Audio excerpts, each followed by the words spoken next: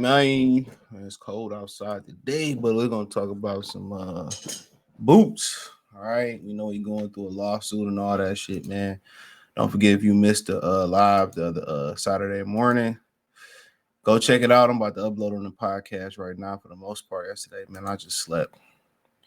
Um, yeah, I just slept in yesterday, bro. For the most part, I made some moves though, but it is what it is. But yeah, apparently the IBF order Boots versus Cody Crowley. Okay, he was supposed to excuse me. He was supposed to I'm out here tripping. He was supposed to fight Mario Barrios. Now, Kobe said he heard the good word was that Mario Barrios I just woke up too, but then just came from cold ass outside.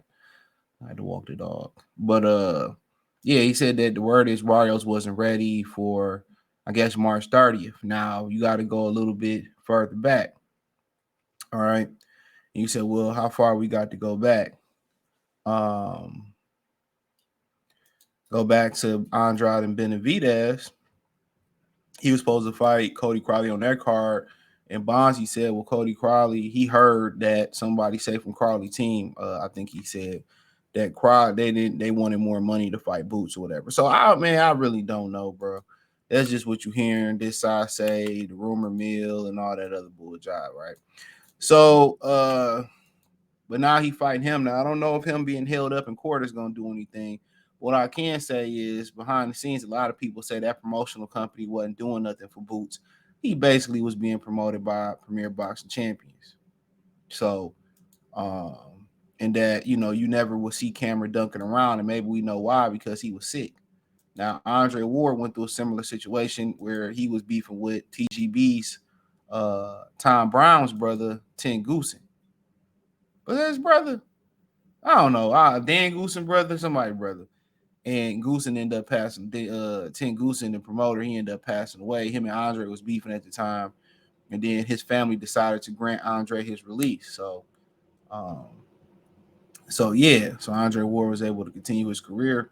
A lot of people thought Andre Ward, you kind of made a mistake not fighting Lucian Bute after the tournament and being undisputed. But you know what? He did all them interviews with Fight Hype. But didn't forget that they said he was ducking Lucian Bute, which the article still up on the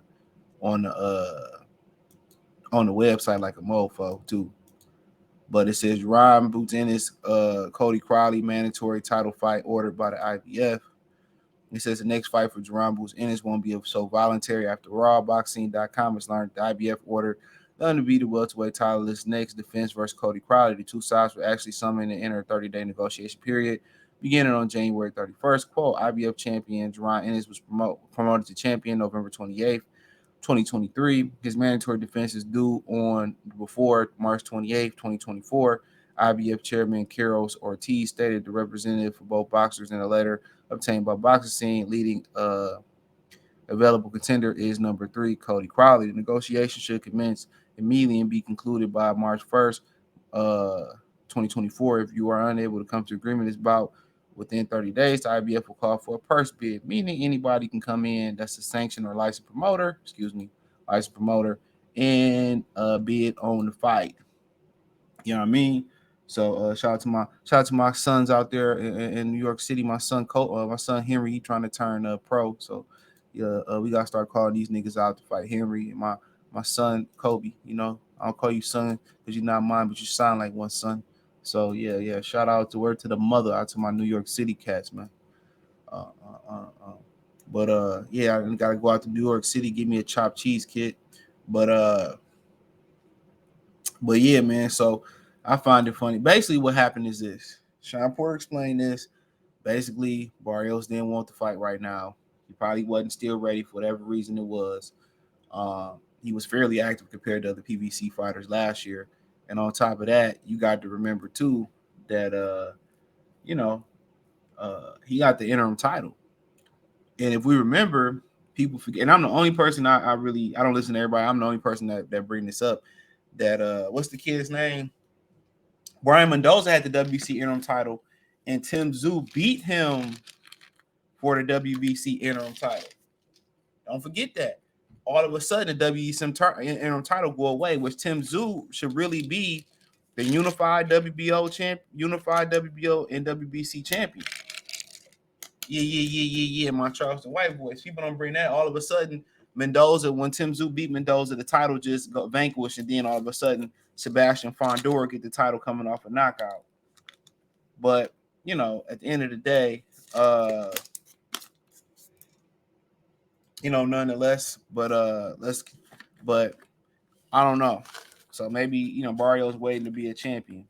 That's my best guess. Maybe Barrios waiting to be a champion. But yeah, man, I just feel that this is a solid fight. Crowley gonna come forward. Maybe the money right. Maybe his money got funny and they starved him out and he needed to fight. Fights don't come but a dime a dozen. But yeah, man, I mean, it is what it is. I think it's a good fight. Crowley come forward. Boots in the past have problems with guys come forward. We'll see how he do. At the end of the day, this is the same dude that's chasing Bud but can't be a main event. You know what I'm saying? Same dude that's chasing Bud but can't be a main event. I say it again in my Dr. Umar voice, brothers and sisters. Chasing Bud but can't be a main event. I just saying, bro. I just saying. But nonetheless, bro, I just feel that it's a good fight. Crowley gonna come forward to make a fight. He tough. He just don't possess the power. And Boots gonna have it his way like Burger King. So, but I find it funny that they ordered this mandatory and shit, and Earl Spence didn't have a mandatory since Campo. But they ordered this because this is what PBC wanted. They was gonna do this anyway because Barrios wasn't ready. Just like they pushed for them to strip Bud.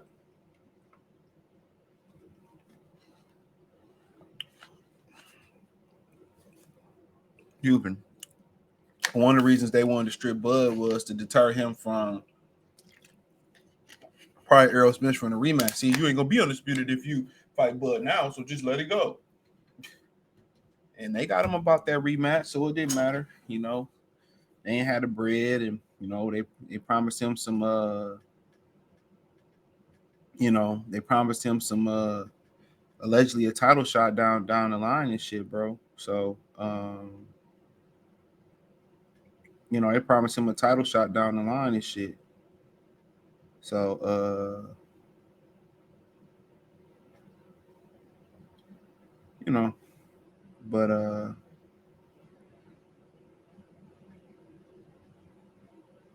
but yeah, I think it's a good fight for Boots, and we'll see, man. But I just think at this point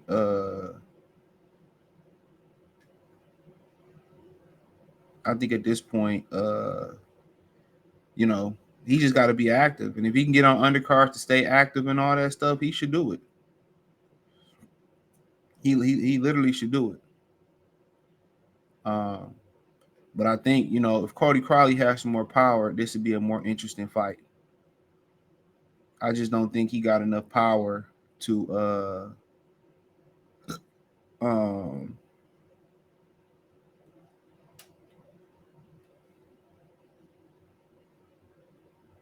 I think he don't have enough power to keep the dog off of him, to be real.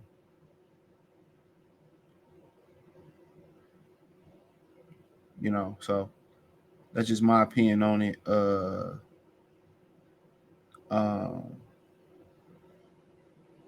But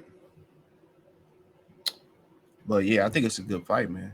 Is it better than the Barrios fight? I think they about on the same level. So I think Crowley sitting out, and when you keep missing checks and money get funny, especially when you dealing with a woman or whatever, and all that type of stuff. Then I just started to think that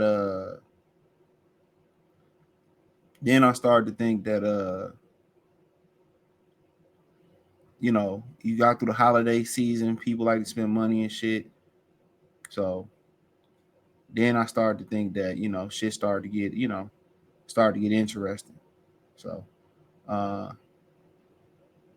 but uh but uh but that's just my opinion on it, you know. But